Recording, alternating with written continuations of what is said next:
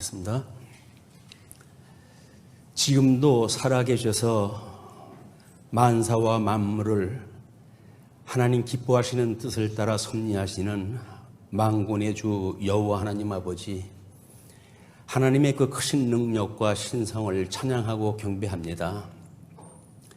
우리 하나님께서 지극히 사랑하시는 장안중앙교회 당회장 우리 김규홍 목사님 원치 않게 격리하고 있는 상황과 그로 인하여 기도하고 있는 교회 위에 우리 하나님께서 크신 은총으로 함께 하시길 빕니다.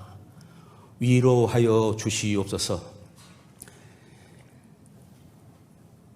어려운 발걸음을 한 성도들 위에도 우리 주님 함께하여 주셔서 성령의 감동으로 은혜를 나누는 시간 될 수 있도록 인도하여 주시옵소서.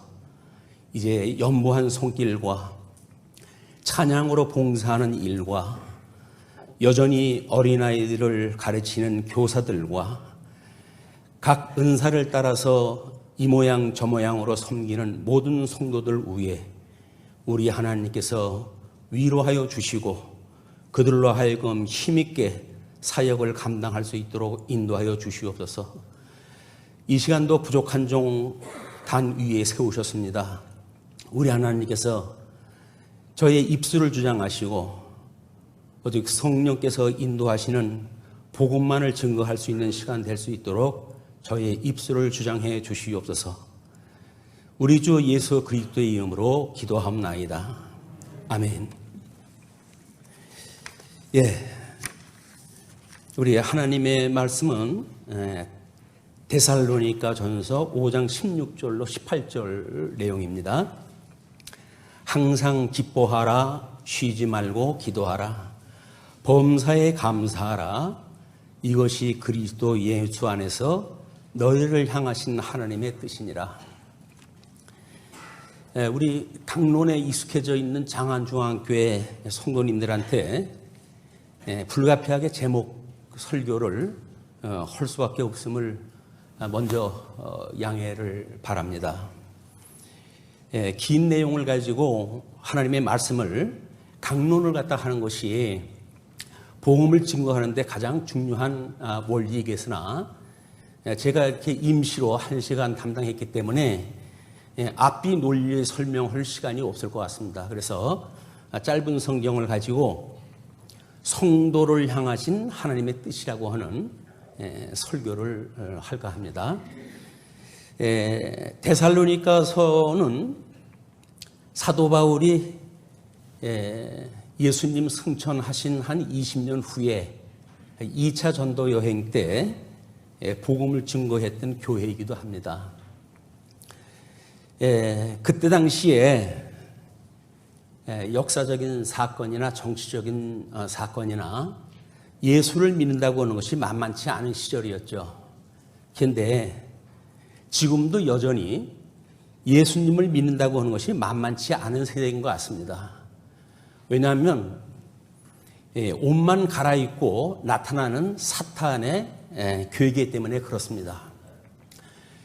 지금은 율법주의와 신비주의, 세속주의, 거기다가 현대 신학이라고 하는 이상한 신학까지 창궐이 되어져서 복음을 지키기가 마땅치 않은 시대인 것 같습니다. 그런데 데살로니가서의 그 내용을 보게 되면 서신서인데 우리 신학계에서는 서신서를 보통 4개의 무더기로 나누고 있습니다. 그래서 첫째, 우리 여행서신. 지금은 우리 로마서로부터 갈라디아서까지 되어져 있고 데살로니가서가 거기에 포함되어져 있어야 되는데 왠지 모르게 옥중서신 뒤로 데살로니가서가 가 있어요. 그리고 옥중서신입니다. 에베소서로부터 시작되어졌던. 근데 거기 있는 빌레몬서는, 옥중서신의 빌레몬서는 왠지 모르게 이것이 뒤로, 목회서신 뒤로 가 있어요. 그래서 여행서신, 옥중서신, 그 다음에 목회서신, 그리고 일반 서신으로 되어져 있거든요. 그동안에는 성경 신학적인 입장에서 살펴보지를 않고 그냥 구약 성경 우리 39권, 신약 성경 27권, 그래가지고 66권이 성경이라고 보통 우리가 이해를 해왔죠. 그러나 우리 말씀운동 산하에서는 성경 신학이 재창되어진 이후에 그냥 흩어져 있는 66권의 성경이 아니라 한 권의 성경이라고 하는 이런 특별한 논리를 가지고 우리 성경을 공부해 오고 있습니다. 이거는 이 시대에 우리에게 주어진 아주 중요한 하나님의 은혜라고 보여집니다. 성경을 여기서 저기서 그냥 이해하는 대로 뭐 성경 단어만 이제 갖다가 우리가 이야기할 수가 있고 그런데 이거는 한 권의 책이라고 한다면 기승전결로 해가지고 하나의 논리가 되어져 있는 성경일 거예요. 그래서 우리 성경 66권의 성경은 한 권의 책으로 해가지고 적어도 우리가 거기다가 이야기를 덧입혀가지고 스토리텔링이 가능해야 될 것 같습니다. 왜냐하면 하나님께 섭리하시는 일이기 때문에 그렇습니다. 또 그거는 거기에 우리들의 삶이 있기 때문에 그래요. 신앙생활이. 그래서 우리 대열이 문답 첫 번째의 질문이 우리들한테 사람의 제일 근본된 목적이 무엇냐라고 하는 질문으로부터 시작이 되어집니다. 그 이야기는 하나님으로 우리가 영화롭게 하고 그분만으로 즐거워한다고 하는 답을 제시를 했다 하거든요. 아마 뭐 여기 계신 분들은 다 세례를 받고 그리고 장안중앙교회 구성원일 것 같아요. 그러면 여러분들이 처음 세례를 받았을 때 혹시 기억을 하십니까? 예수님을 처음 만났을 때 사랑을 기억하십니까? 그 감동을 기억하십니까? 그 감동이 없이 별하별 신학을 공부한들 아무런 소용이 없어요. 왜? 우리들의 기쁨이고 그것이 감사고 그것이 기도이기 때문에 그렇습니다. 근데 우리는 살다가 보게 되면 삶에 지쳐가지고 우리 출생의 의미라든지 그런 거 별로 중요하게 여기질 않아요. 아마 그래서 첫 돌을 제일 큰 생일로 우리가 기념해 주지 않나 이런 생각도 듭니다. 그런데 신앙생활도 마찬가지인 것 같습니다. 세례를 받았던 사람들을 중심으로 해가지고 많은 사람들이 관심을 갖고 기도하고 그리고 섬기고 이런 문화가 만들어지다가 어느 정도 신앙생활이 이제 몸에 익은 듯 하게 되면 신앙생활이 아니라 종교생활로 바뀌는 것 같아요. 교회 나오게 되면 왜 이렇게 바쁜지를 모르겠어요. 뭐 서로 교제할 시간도 없고 그리고 말씀을 나눌 시간도 없고 그냥 일에 매여져 사는 것 같아요. 이것이 우리 본연의 일인가 본질의 일인가 기쁨과 감사와 기도가 없는 그런 신앙생활을 해가면서 천하를 움직이는 기적을 일으킨다고 한들 아무런 의미가 없다고 보여집니다. 우리 데살로니가의 그 2차 전도 여행 때만 하더라도 가이사의 그 황제의 로마 제국이 막강한 그 강국으로 되어져 있었고 거기에 모든 그 주변의 나라들이 통치를 받고 있던 그런 그 시대 아닙니까? 그러니까 그때 당시에 예수님을 믿는다고 하는 그 이야기는 오늘 예수를 믿는다는 이야기보다 더 노골적인 탄압이 있던 시절이에요. 사도 바울이 데살로니가에 복음을 증거하고 뭐 한 3주 동안 이제 강론을 했다고 그러니까 그런데도 불구하고 대적자들이 등장했다 해가지고 유대인들 특히 이제 내부적으로 해가지고는 유대인들 또 정치적으로 해가지고는 로마의 제국들이 말씀을 증거하는 것들을 방해하기 때문에 사도 바울은 거기서 쫓겨나고 말았어요.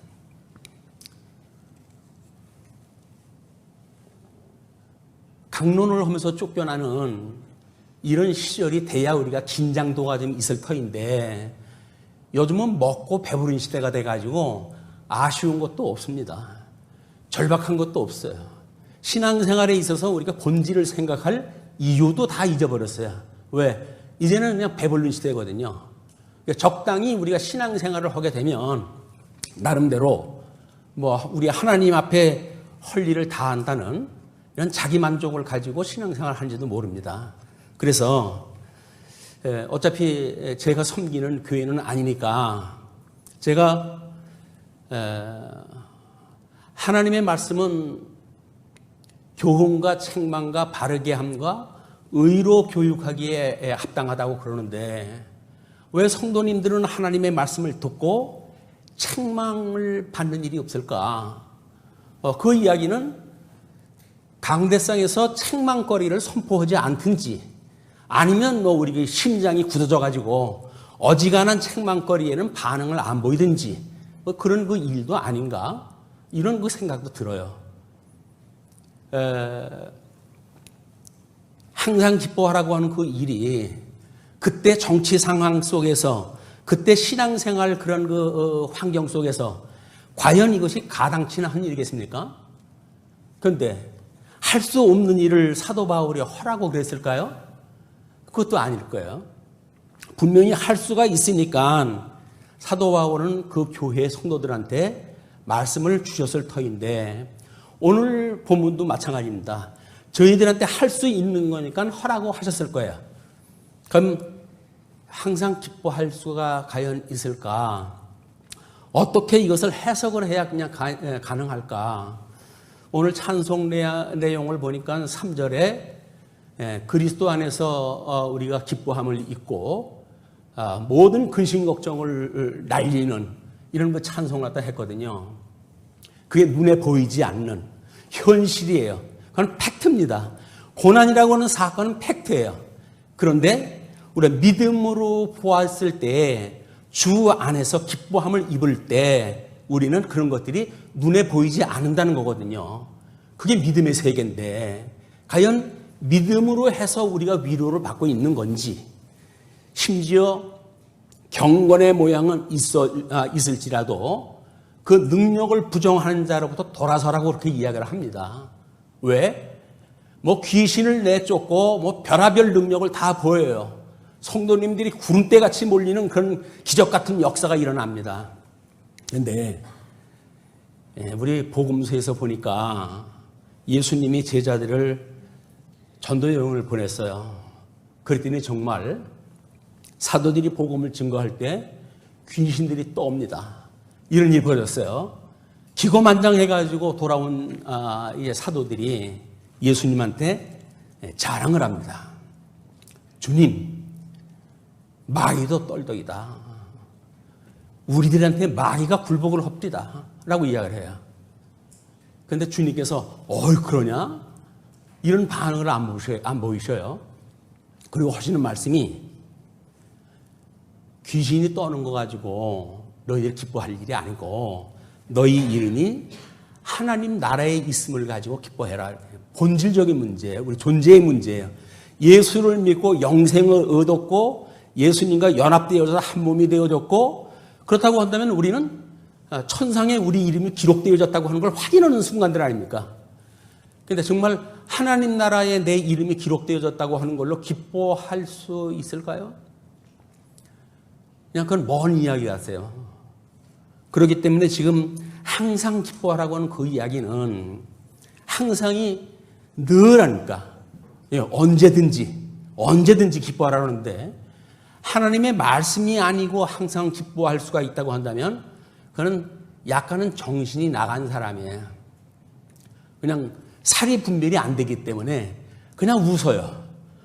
자기를 욕을 갖다 해도 웃고 그렇게도 웃어요. 그런데 그게 과연 그 사람이 인격적인 어떤 걸 깨닫고 기뻐하는 일인가 아니면 정신의 문제가 있어가지고 기뻐하는 일인가 라고 하는 걸 우리는 일반 계시적으로 해가지고 이해가 되는 것 같습니다. 이런 그 문제가. 우리가 그 네 가지의 그런 그 분류를 가지고 성경신학적인 의미가 부여된다고 그렇게 말씀을 드렸잖아요. 그렇기 때문에 우리 항상 기뻐하라고 하는 그 이야기는 이것이 적어도 우리가 구원받았다고 하는 확신 위에 그리고 우리가 그리스도 안에서 기쁨을 누리고 있기 때문에 그 누리는 기쁨을 우리가 행하는 거죠.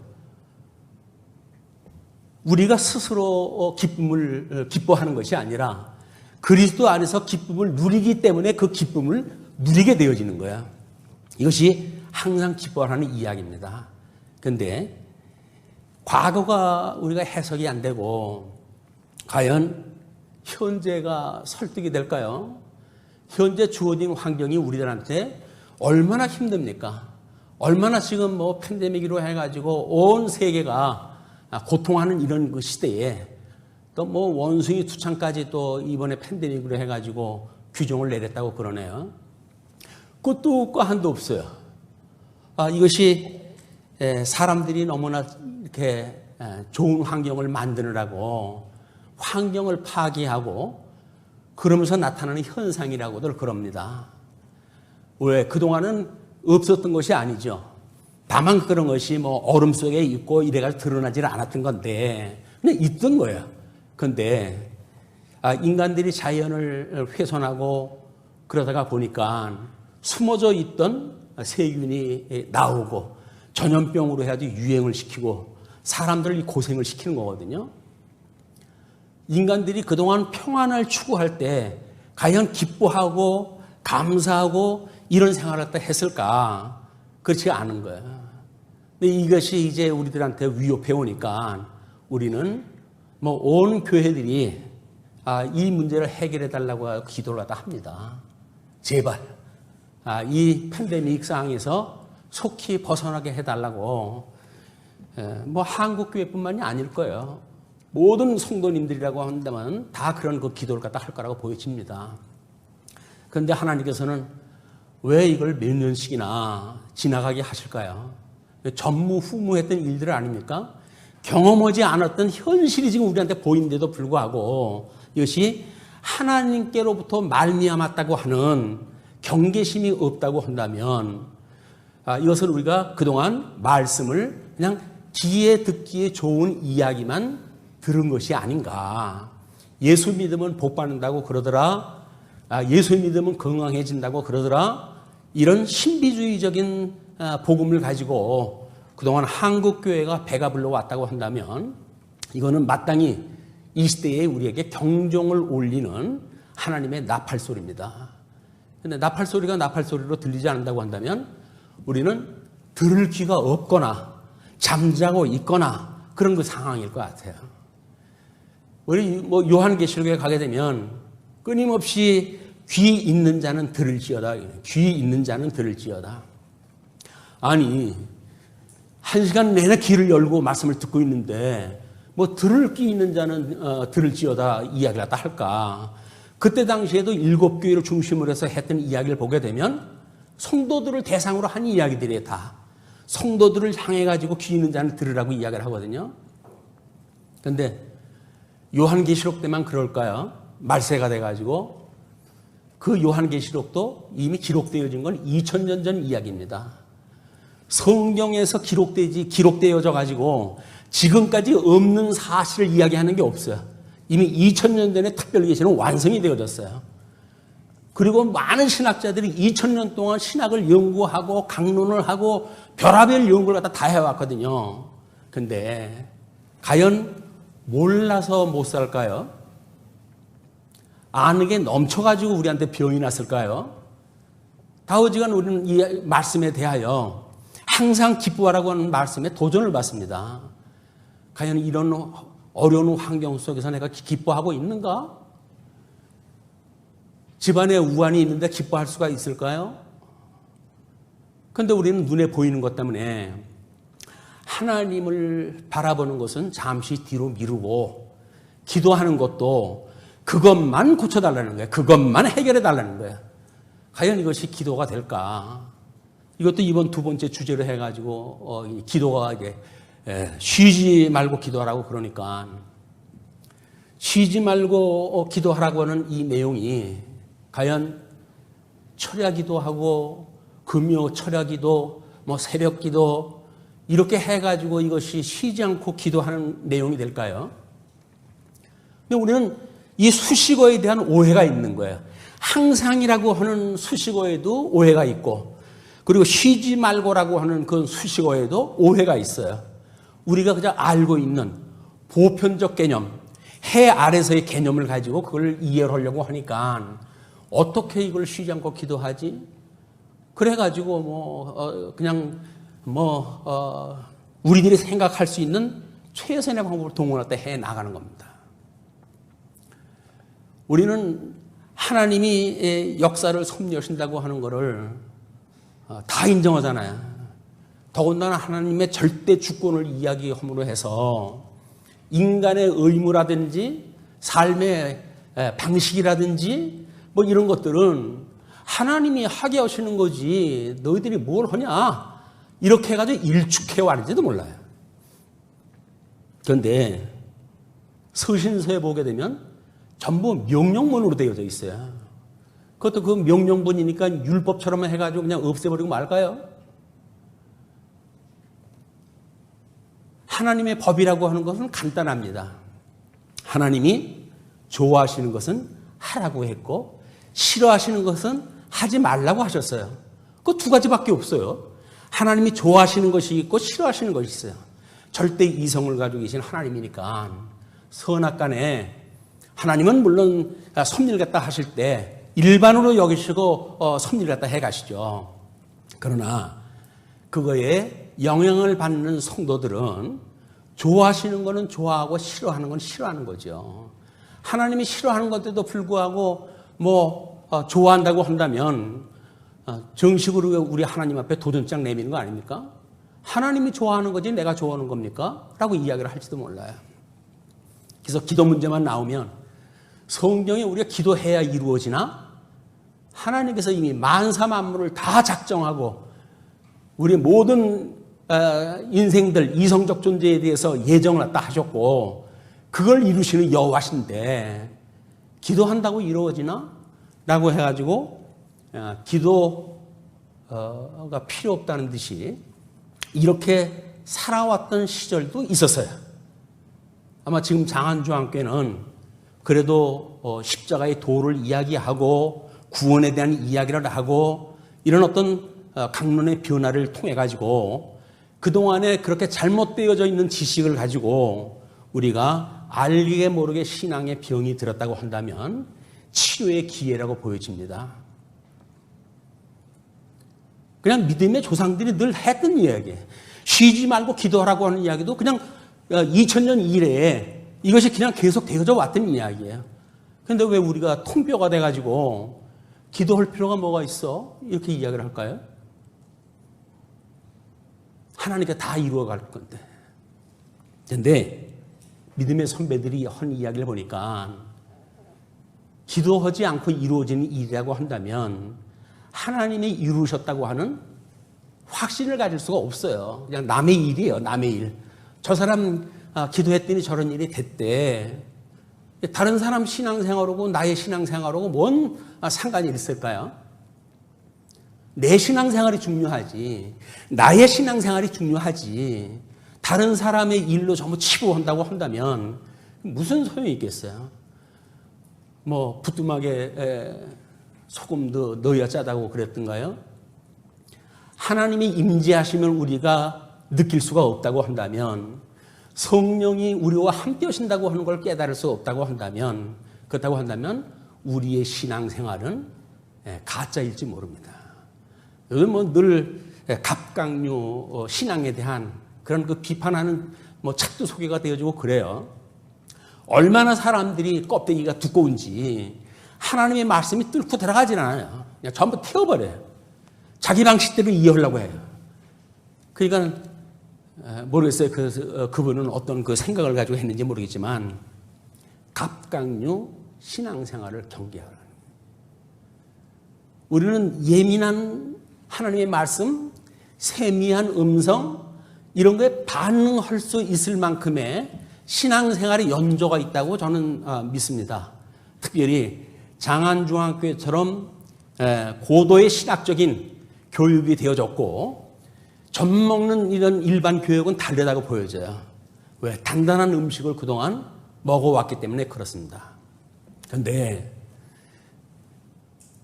연한 음식과 단단한 음식이라고 해가지고 본질이 다른가 하면 그렇진 않아요. 여전히 연한 음식도 십자가의 도의 이야기고 단단한 음식도 십자가의 도예요. 그러면 우리가 복음 깨달았는데 뭐 이렇게 맨날 같이 공부를 했다 할까? 근데 그것이 하나님께서 우리를 지키시는 하나님의 방법입니다. 어린아이들은 유괴당하기 쉬워요. 부모가 아닌데도 불구하고 뭐 사탕 하나 사준다고 그러면 둘레둘레 따라가다가 집 잊어버리고 부모 잃어버리고 이렇게 되어지지 않습니까? 신앙생활을 하면서 우리가 많은 걸 알 수가 없어요. 그저 복음만 듣고 예수님을 만났어요. 너무 본질적인 문제이기 때문에 성령의 역사입니다. 그 성령의 역사로 우리는 구원을 받았고 그 감격을 가지고 신앙생활을 시작을 했거든요. 그런데 사방에 지금 이단 무리로 해가지고 에워싸고 있는 모습을 우리 눈으로 보잖아요. 어떻게 주님의 몸된 교회, 그것도 작은 교회 그렇게 해가지고 복음을 증거하려고 애를 쓰는 교회들을 추수를 한다고 해가지고 그냥 교인 전체를 잡아먹는 이런 그 일들을 시도하는 것이 지금 우리 현실에 나타나고 있지 않습니까? 이거는 젖이라고 하는 연한 식물을 가지고는 음식을 가지고는 대항할 수 있는 힘이 없어요. 그렇기 때문에 단단한 음식을 가지고 우리가 그런 걸 대처할 수가 있고 내가 사랑하는 어린 자녀들을 보호할 수 있는 방법이 그 방법밖에 없는 겁니다. 그냥 우리들의 어떤 이성적 충족을 위해 가지고 신앙적 호기심을 위해 가지고 성경 공부를 하십니까? 그거는 소설책 보는 거고 다른 거 없어요. 우리들에게 주시는 하나님의 말씀은 결코 우리들에게 그렇게 거칠애를 위한 걸로 주지는 않습니다. 내공을 쌓아가게 하시고 하나님의 임재함을 체험하게 하시고 그러므로 우리들로 하여금 지금 현재 당하고 있는 이런 그 일들을 그 뭐 내재적으로 초월한다고 이렇게 이야기를 하는데 뛰어넘는 현실을 보지 않고 우리 온전케 하시는 예수를 바라볼 수 있는 그런 역사를 하나님이 하신다고 하는 걸 확인하는 시간이에요. 그러니까 항상 기뻐하고 하는 그 이야기도 이것이 어려운 사실인데도 불구하고 우리 주님이 나와 함께 하신다고 하는 것 때문에 십자가에 못 박아 죽임을 당하셨던 예수님께서 사망 권세를 이기시고 부활했다고 하는 그 사실 때문에 그것이 지금 나의 현실 속에서 좀 이루어지고 있는 일들 아니겠어요? 예수 그리스도의 고난에 참여하는 바가 된 거 아닙니까? 그 예수님과 함께하는 거죠. 그런데 그것이 아니고 내 일신상의 평안만 위해 가지고 그 일을 피한다고 한다면 우리는 은혜를 놓치는 일이거든요. 자, 두 번째 쉬지 말고 기도하라고 이야기를 했는데 쉬지 말고 기도하라고 그래요. 도대체 어떻게 하는 것이 쉬지 말고 기도하는 걸까? 뭐 잘 아시는 대로 예수님께서는 산상수훈 6장에서 이렇게 기도하라 명령하셨어요. 이렇게 기도하라. 그럼 더 이상 뭐가 필요합니까? 이렇게 기도하라고 예수님께서 못을 받고 이야기를 했다 했는데 뭐 자기 기도를 갖다 만들어도 모르겠어요. 주님이 우리 보고 이렇게 기도하라고 그랬는데 그러면 이렇게 기도라고 하는 내용이 무엇인지 이걸 우리가 공부를 갖다 해야 되지 않겠어요? 좀 더 구체화시켜가지고 나의 기도로 만들어 가야 되지 않겠어요? 근데 우리는 주일날 오전에는 축도로 끝나고 오후는 주기도로 끝나고 수요일 보통 주기도로 끝나거든요. 주기도가 끝나면 집에 가는 시간 아니겠어요? 주기도로 예배를 마치겠습니다 하면 그때서부터 따발 청소듯이 주기도로다 합니다. 보통 1.5배속으로 나와요. 주기도가. 근데 그렇게 주문 같은 기도가 과연 주님께 하는 기도인지 절차상 예배를 마치는 요식행위로 끝나는 건 아닌지 과거에 우리 섬기던 교회에서 이걸 문제를 제기를 갖다 했거든요. 그래가지고 정상 속도로 기도를 갖다 하십시다. 그랬더니 주기도가 다 하다가 막혀요. 왜요? 주문처럼 할 적에는 여기서 그냥 뭐 뇌를 거치지 않고 나왔거든요. 이게 훈련됐으니까. 그런데 기도를 생각하면서 하십시오라고 이야기했다 했더니 주기도가 가다 잊어버려요. 다음 기도 구절이 뭐지? 시험을 갖다 해보세요. 남의 이야기 아닙니다. 우리들의 이야기일 거예요. 제가 유심히 장안중학교에 주기도하는 모습을 갖다 봤어요. 저도.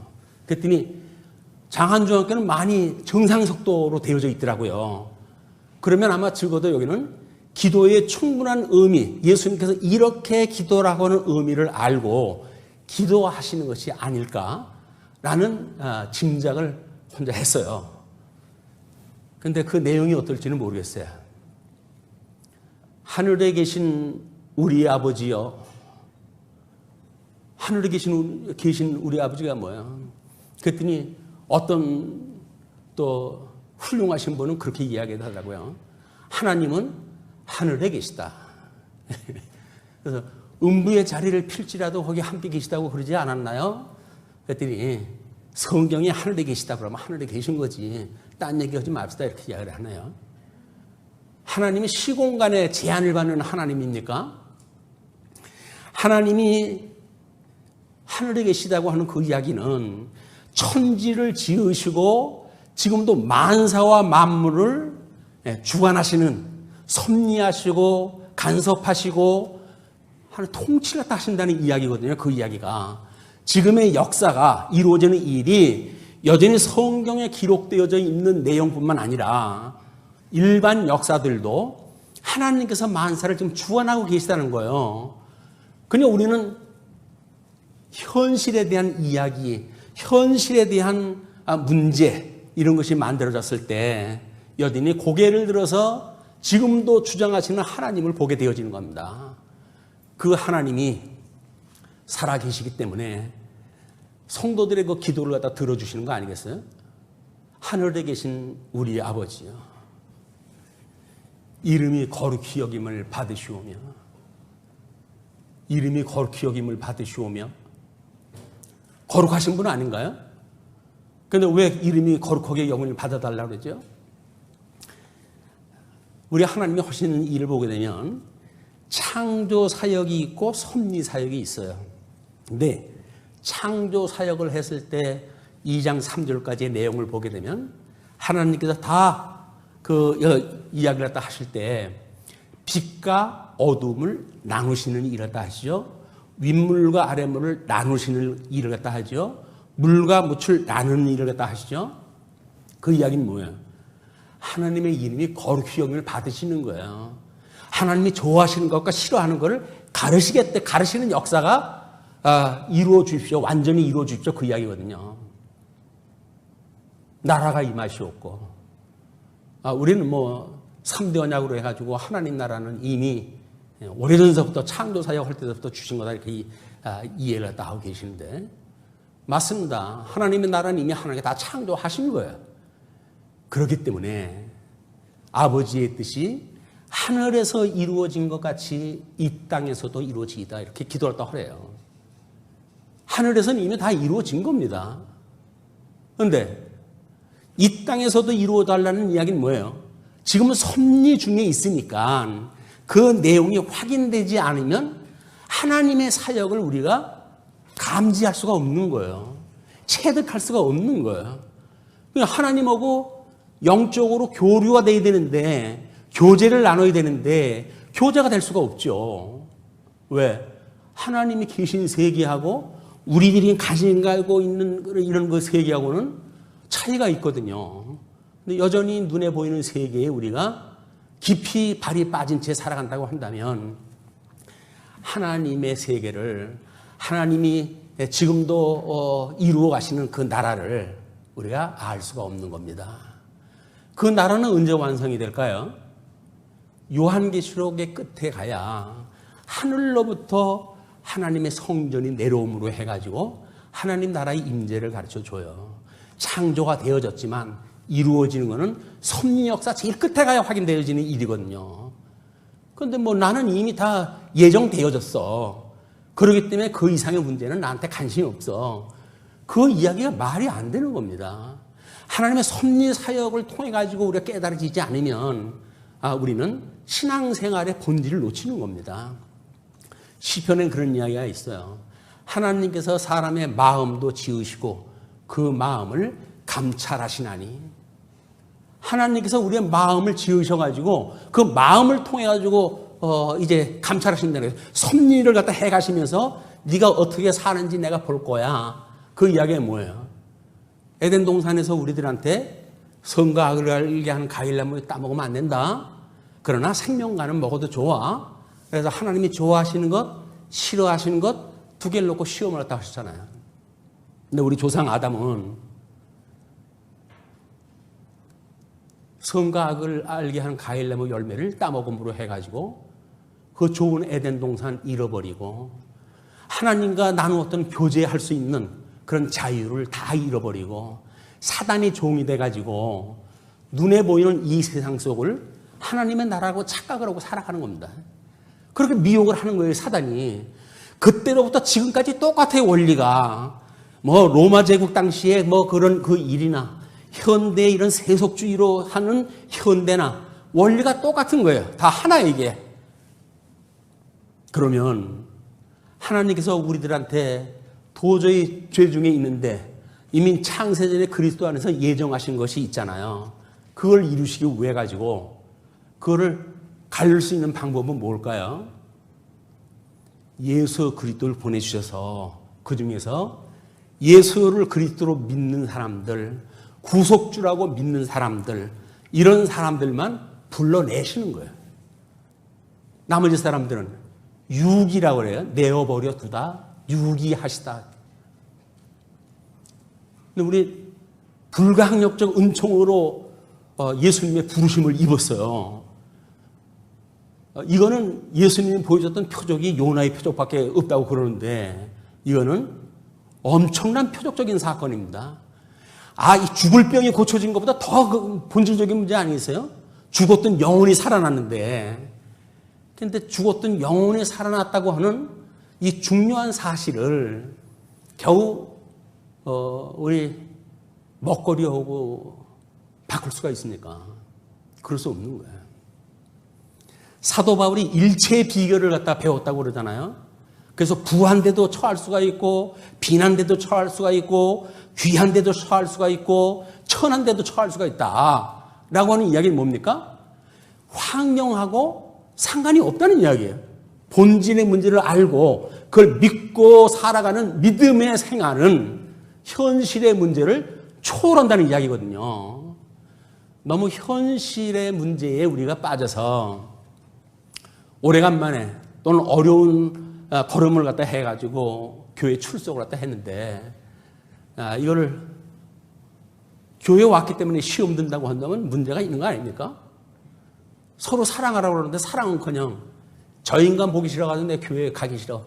이렇게 나올 정도면 이건 본질의 문제인 거예요. 본질의 문제. 선택의 문제가 아닙니다, 이건.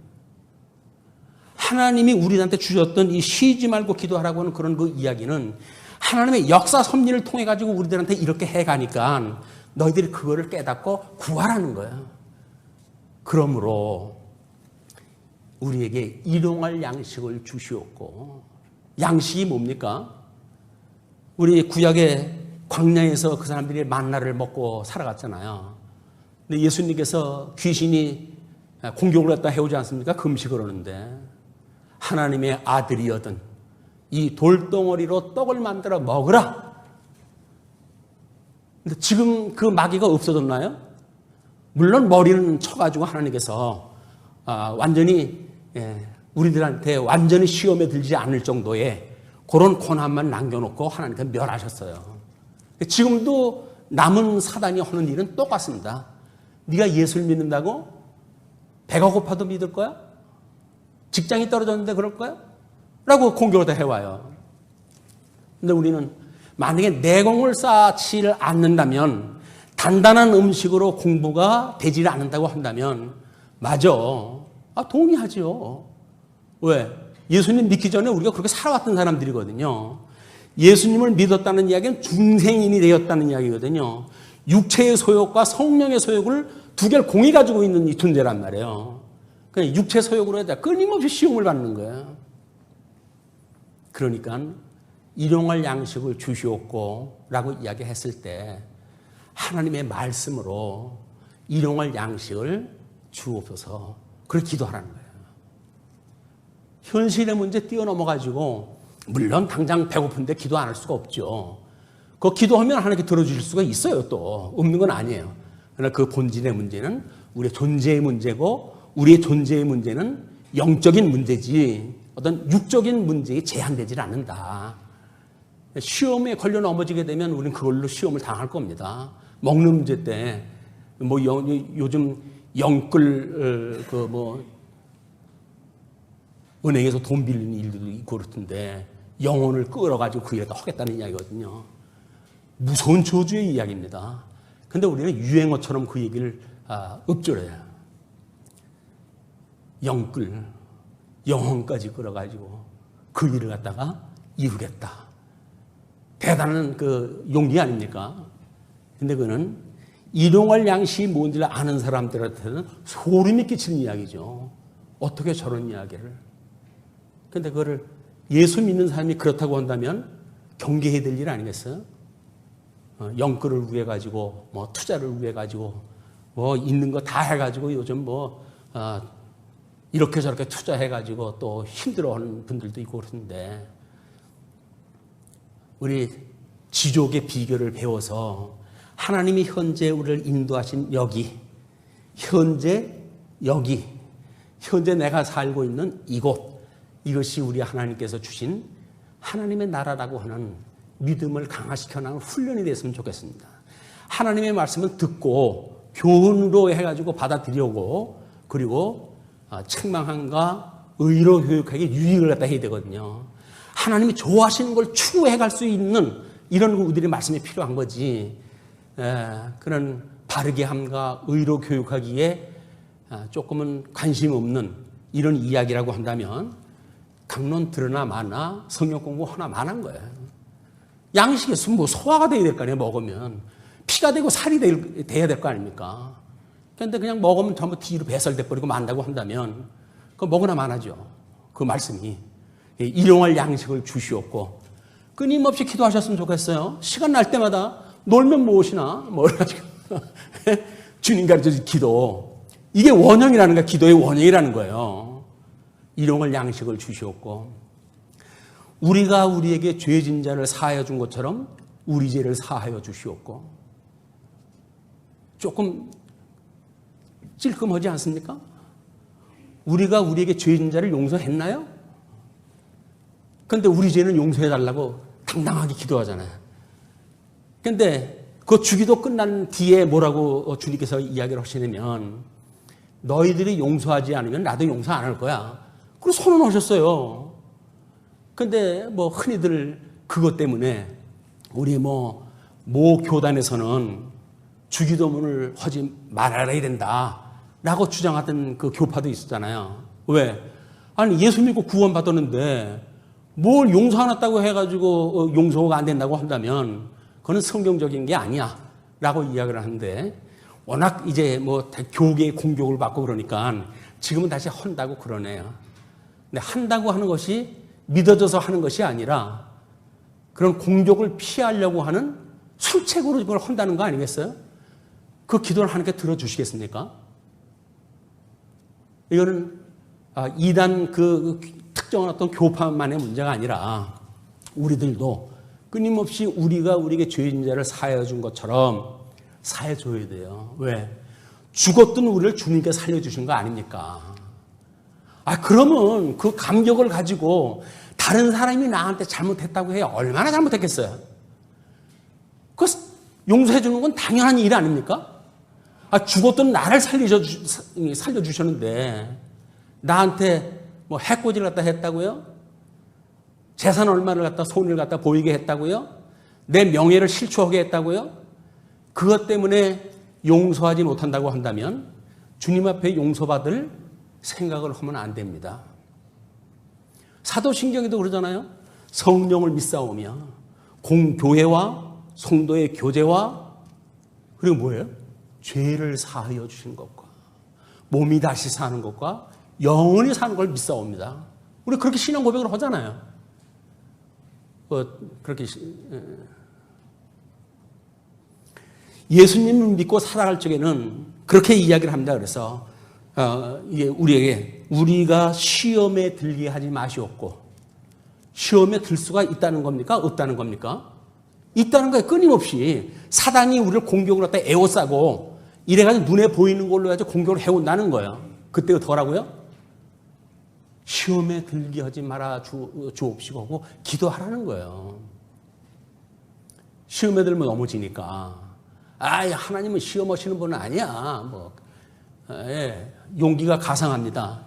하나님과 그 믿음을 가지고 시험을 안 해주셨으면 좋겠네요.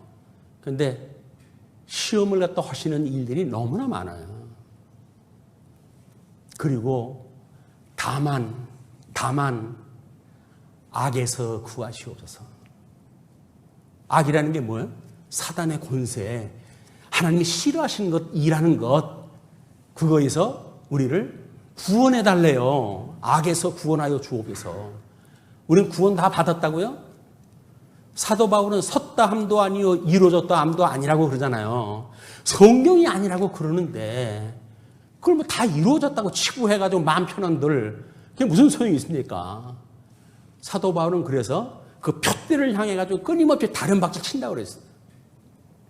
우리 칭의함을 받았던 사람들이, 불가항력적 은총을 받은 사람들이 이제 예수님 다시 오시는 그날까지 재림하시는 주님을 바라보고 주 예수여 오시옵소서 라고 기도하는 우리들의 기도가 되어지기를 주님의 이름으로 축복을 받아드립니다.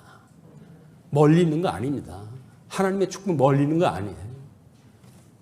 당장 누리는 게 우리의 복이기 때문에 그래요. 하나님의 성경을 가지고 선포하면 모릅니까? 내가 믿어지질 않는데. 그러면 믿어지지 않는다고 한다면 믿음을 주옵소서 이렇게 이해해야 될 거 아니겠어요? 언제 강론을 들었더니 김 목사님도 그런 얘기 하시는데 믿음이라고 하는 것이 어디 집에 호주머니 있던 거 빼가지고 쓰는 게 아니라고. 믿음이라고 하는 건 선물의 은혜의 선물. 은혜의 선물은 뭐예요? 은혜가 있을 때에만 그게 가능한 표현이에요. 하나님의 은혜가 임했을 때만 그것이 가능한 이야기지. 하나님의 은혜가 이미 떠나는데 거기서 무슨 믿음이 있어가지고 그 믿음을 써가지고 믿음을 운운해가지고 합니까? 하나님이 싫어하는 일 골라가면서 하면서 믿음으로 살아노라라고 이야기한다는 것은 말이 안 되는 거예요. 어불성설입니다. 끝으로 범사에 감사라고 합니다. 성경에 보면 예수님이 감사한 표현이 몇 군데 나와요. 기도하시면서. 그 기도의 내용이 뭘까요? 하나님, 이 놀라운 복음을 스스로 지혜 있다는 자들에게 주지를 않냐고 저 어린아이와 같은 자들에게 주신 것을 감사합니다. 비하의 예수 그리스도를 믿는다고 한다면, 비하의 신분에 대한 것을 우리가 믿는다고 한다면 예수님의 형상을 닮아갈 때 우리는 섬기는 자세로 있을 수밖에 없어요. 그렇기 때문에 범사에 감사할 수가 있는 겁니다. 다른 사람은 왜 굴림하려고 그러는데 근데 상대방이 자꾸 나를 뭔가 얕보는 것 같아. 그러면 김새잖아요. 그럼 감사할 수가 없는 거야. 우리한테 지체로 붙여준 사람이 아주 미운 꼴이 돼가지고 꼴도 보기 싫어. 그 이야기는 범사에 감사할 수가 없는 거야. 설사 나를 죽인다고 덤벼드는 사람이 있다 할지라도 하나님께서 나에게 맡기신 우리의 공동체의 지체라고 한다면, 같은 한 몸이라고 한다면 우리는 그분을 사랑할 수밖에 없는 거예요. 왜요? 대강령이 뭡니까?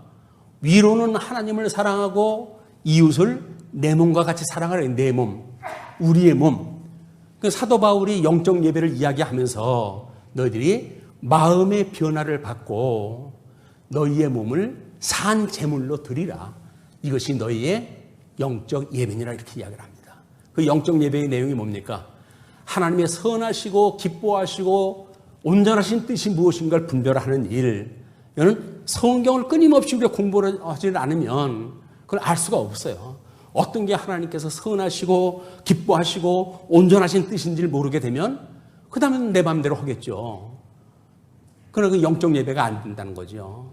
그리고 믿음의 분량만큼만 생각해라. 성경을 아는 지식이 자기 믿음처럼 오해를 하게 되면 우리는 내 믿음의 분수를 지난 일을 주장을 하게 돼요.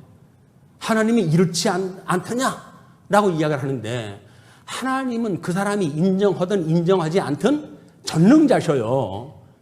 그런데 그 전능하신 하나님을 왜 자기 필요에 따라 가지고 하나님이 그런 분은 아니더냐 해가지고 자기를 보호를 갖다 하려고 합니까? 아닌 거예요. 하나님이 온전하시다고 한다면 우리들도 온전함을 끊임없이 배워가는 일입니다. 그래서 온전케 하시는 예수 그들을 바라보고 이것이 믿음의 역사이기도 합니다. 그래서 여기에서 지금 이야기는 세 가지가 믿음의 소망, 소망의 인내, 그리고 사랑의 수고. 이 세 가지가 이걸로 함축되어지는 거예요. 항상 우리 범사에 감사라는 이야기는 뭐예요? 이 땅에 너희들이 사랑의 수고를 갖다 하는 것이 바로 범사에 감사하는 자라 그 이야기거든요. 쉬지 말고 기도는요? 소망의 인내를 가지고 기도하는 거예요. 믿음의 역사는 항상 기뻐하는 거예요. 세상 걸 초월해가 기뻐할 수가 있는 거예요. 그냥 이 세 가지에 우리 어떻게 보면 신망회라고 하는 그런 그 큰 정의라고 그럴까요? 그것도 여기에 포함되어진 이야기다.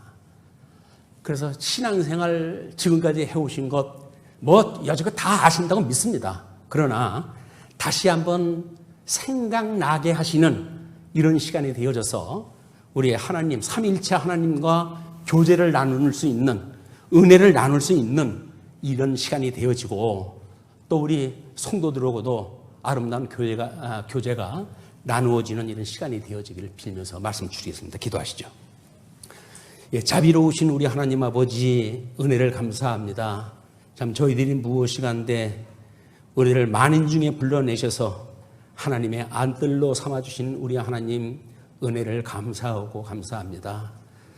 우리 하나님을 아버지라고 부르는 우리들이 아버지의 형상을 닮아가기를 소원합니다. 지금도 하나님 보좌 우편에서 우리를 위하여 당신의 몸된 교회를 위하여 하시는 중보 기도를 우리 하나님께 들어주시고 그러므로 몸된 교회의 모든 성도들 위에 하나님의 선하신 뜻이 이루어지는 이런 역사가 일어날 수 있도록 우리 주님께서 은혜 내려 주시옵소서. 아버지 하나님, 이제 불충한 종 복음을 어찌 전했는지 모릅니다. 그러하오나 우리 하나님께서 듣는 자들의 마음을 어루만져 주셔서 위로의 시간이 되어지게 하시고 기쁨의 시간이 될 수 있도록 주님 은총 나려 주시옵소서. 우리 주 예수 그리스도의 이름으로 기도드리옵나이다. 아멘.